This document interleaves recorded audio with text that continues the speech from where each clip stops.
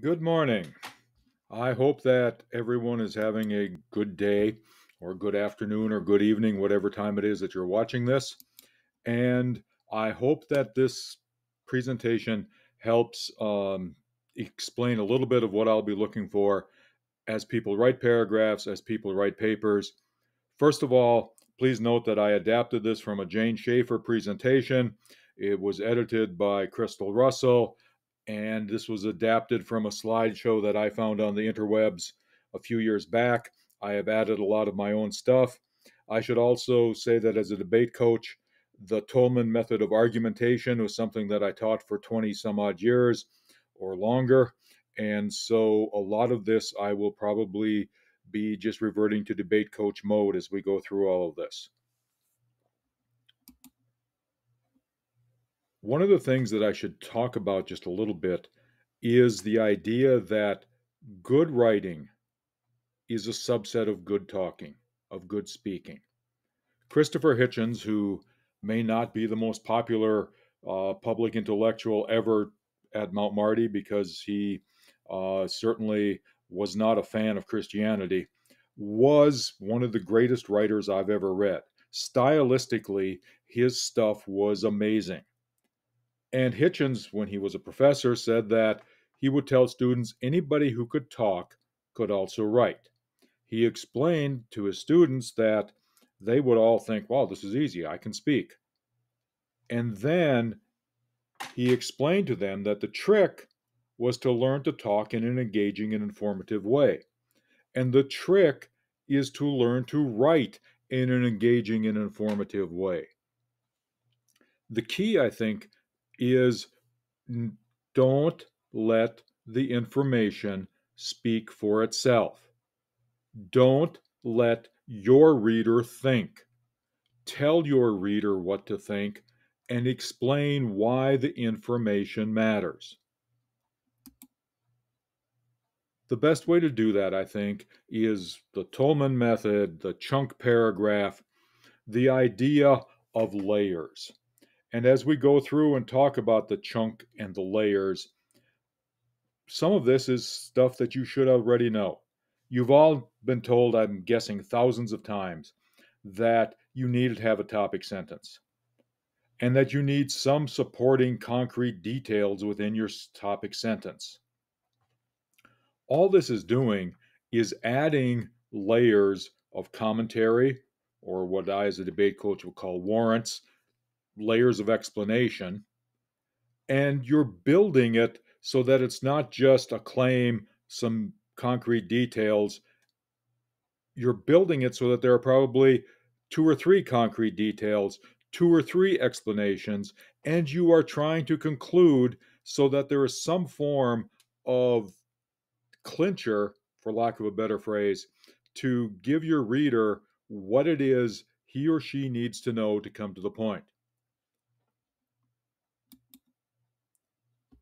The chunk consists of data and warrants, commentary sentences that link the data to the claim.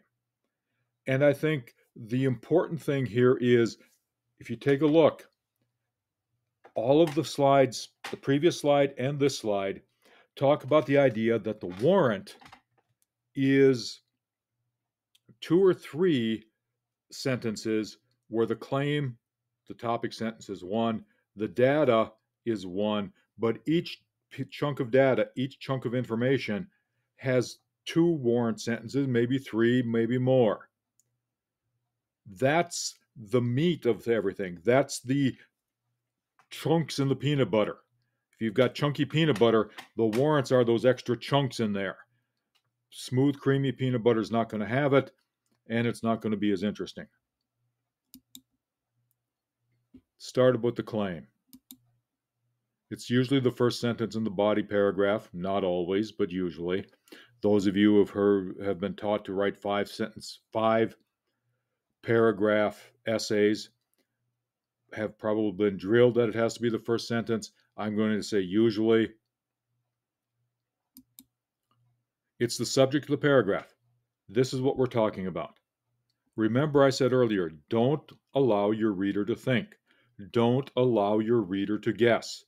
sometimes the reader will guess wrong. And if the reader guesses wrong, you have not communicated your point properly. Don't allow the reader to guess. It expresses that main idea of the paragraph. Again, that's probably being redundant, but the point I want to get to here is that this is what the paragraph's about. Again, I'll repeat, don't let the reader guess. It's also known as the topic sentence. We're talking about a claim. This is the point I want to make. The data, the concrete details. Let me begin by saying that most of the time when people think about data, I think they think about statistics. I think they think about numbers. And data can and oftentimes does include numbers, but it doesn't always include numbers. It's going to follow the claim. You can't begin with the data. I think you begin with the claim and explain how the data supports it. It's proof, it's evidence that's going to support the claim in the topic sentence. And it definitely should be concrete. It should be not a feeling, not an emotion, not I believe or I think or I hope or I wish. It should be something concrete. But as something concrete, it can be a paraphrase of somebody else's work, as long as you give credit. It can be a direct quotation, as long as you give credit. It can be an example. It can be stats. And again, make sure you give credit to where you got the stats, unless they fall in that common knowledge exception. Let's run through an example. Perhaps you need a transition into something. Perhaps this is your second piece of data. So we have a transition. Further, I've got a lead-in phrase. I'm setting up the context. When Marvel Comics' version of Thor receives Mjolnir, Odin specifically tells him, I'm setting this up. You can wield this hammer only if you continue to prove yourself worthy. Apparently, I'm trying to make some point about Thor's a good guy. Cool. So he's got the hammer. He can wield it if he's worthy. And then I've got the citation. All right, and I'm quoting myself. I'm kind of vain that way, I guess. Warrants and commentary. On the slides with the layer cake, the warrants, I believe, are the cake. The warrants are the things that make the paragraph. The frosting is cool. The sprinkles on top are cool. The little flowery decorations are cool. It's the cake. It's what I want to eat with the cake. Or is the cake, excuse me. They are analysis. You can break things down into parts. They are insights. They are interpretations of the data. The most important thing to understand in this whole presentation is warrants are going to answer the question, how exactly do I get from the data to the claim? How do I get from this data to the claim? Warrants do the thinking so that your reader doesn't have to. And warrants allow you to communicate your idea and don't allow the reader to get off track. Remember, communication is the sending and receiving of messages. This ensures that you have done everything possible to send a message that cannot be misinterpreted. You are doing everything possible to communicate. I think it's important to understand that you need to dig deep for useful warrants. If there's something you've heard 1,000 times, don't put it in as a warrant. Be original. Don't state the obvious. And a lot of times that stating of the obvious is just repeating what the warrant or what the claim has said. or what the data has said, excuse me, and then tell the reader something they may not have already figured out. Try to be original, try to be creative, try to be accurate as you go through and think about the warrants. You begin the warrants in pre-writing and rough drafts with the following phrases.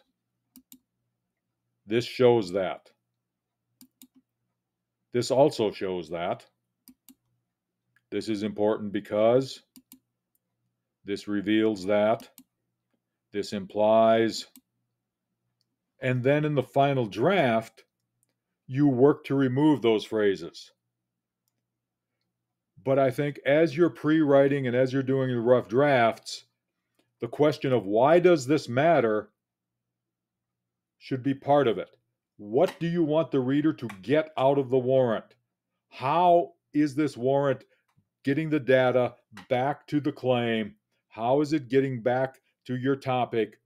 This shows that, okay? This reveals that, this implies. But in the final draft, try to get rid of them. Try to get rid of these phrases. You're going to hear me say it a lot. Eliminate needless words. In a rough draft, these may be needed. In the final draft, they may not be.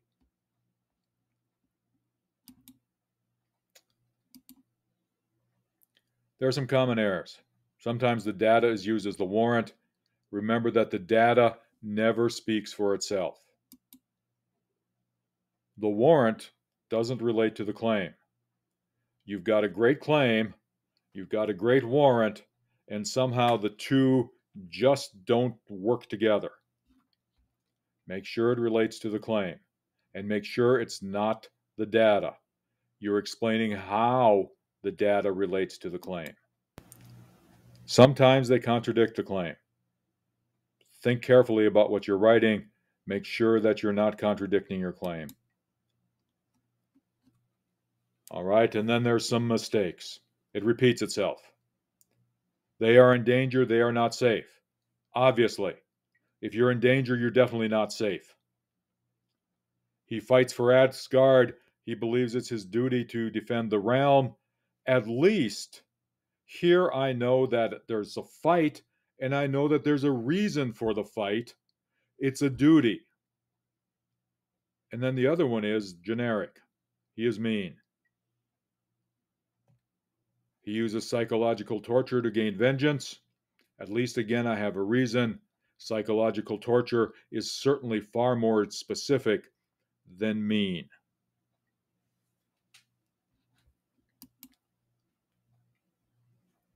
Work to flesh out the warrants.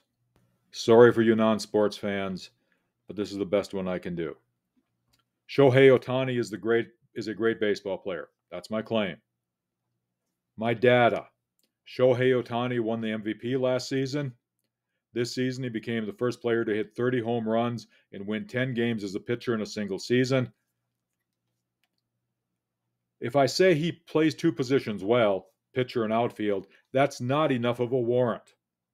But perhaps any player who has done something better than Babe Ruth deserves to be considered an all-time great. Okay? The first player to hit 30 home runs and win 10 games as a pitcher in a season, that means he did it better than Babe Ruth. Perhaps I should have a warrant here that explains that Ohtani's MVP means he's an all-time great, but a lot of players have had one season wonders and have not been all-time greats. So it's good data, but I think linking the data to the claim perhaps should focus on the first person to ever do something and develop the idea that this is not the only time he won the MVP. Now, again, I've told you several times that you should have 2 or 3 sentences for the warrant. On the slide, what I'm trying to show you is that make sure you've got enough of a warrant, all right, and make sure you develop it fully.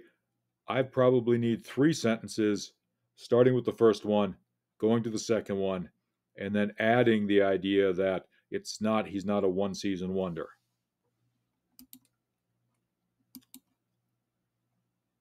This, I think, is really important. How exactly do I get from the data to the claim? How exactly do I get from the data to the claim? That's what the warrants do. That's what you as a writer need to do for your reader. Let's move on to the concluding sentence. It's usually the last sentence in the body paragraph. Obviously, it's conclusion. It sums up your main idea, but don't repeat the key words of the topic sentence. Try to find new words. Try to give the reader a new way to look at it. And it should close up the paragraph. It should close up the paragraph so we can feel as if we're moving on. Transitioning should be the start of the next paragraph. Don't transition at the conclusion, transition at the start of the next paragraph. Ohtani has cemented himself as one of baseball's greats. That's different than I had it before. And I think that this is the last slide in the presentation. So I think we're going to conclude it right here. Once again, I hope everyone has a good day. If you weren't in class today, I hope that I'll get to see you next class period. And thanks again. And again, I apologize for all of the stammering and stuttering that may have occurred or any noise that may have occurred. These are going to be one-time take videos to allow those of you who weren't in class to at least have a quick look at what went on in class. Hope to see you next class period.